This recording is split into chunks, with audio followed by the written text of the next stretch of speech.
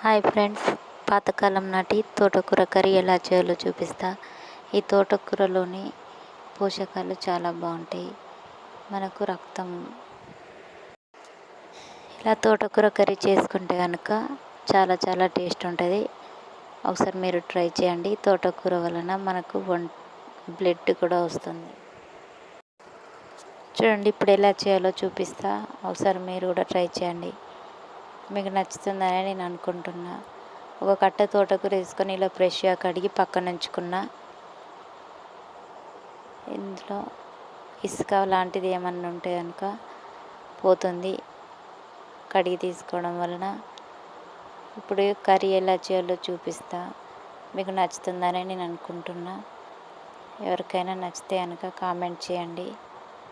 ఎలా చేయాలో చూపిస్తా. ఒకసారి చూడండి ప్రాసెస్. చాలా హెల్తీగా ఉండే ఈ తోటకూరని ఒకసారి మీరు కూడా ట్రై చేయండి. చూడండి, ముందుగా ఇలా కడిగి పెట్టుకున్న తోటకూరను తీసుకొని ఒక గిన్నెలో వేసుకోండి.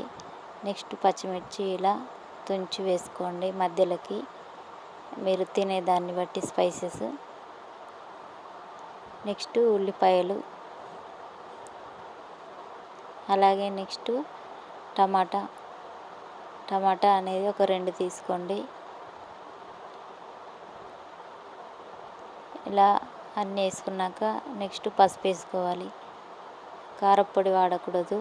పచ్చిమిర్చి ఇలా వేసి పెట్టుకున్నాక ఒక 2 గంటల నూనె పోసుకోవాలి. నూనె పోసుకొని అలాగే ఉంచి దానిపైనుంచి మూత పెట్టుకోవాలి. ఏమీ కలపకూడదు. ఒక 10 మినిట్స్ హై ఫ్లేమ్లో పెట్టి నెక్స్ట్ మూత తీసి మళ్ళీ ఇట్లా కలుపుకోండి. ఇలా కలుపుకున్నాక మళ్ళీ మూత పెట్టుకొని సిమ్లో ఉంచండి. నెక్స్ట్ ఉప్పు వేసుకోండి.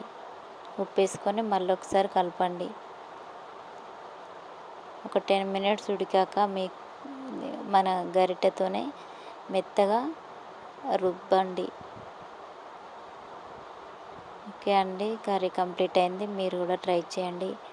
చాలా బాగుంటుంది. ఇలా చేస్తే కనుక ఎవరికైనా నచ్చుతుంది. హెల్దీ అండ్ టేస్టీ తోటకూర. ఒకసారి మీరు ఇట్లా చేసుకొని తినండి. మీ ఫ్యామిలీ అంతా ఇష్టపడతారు ఈ కర్రీని.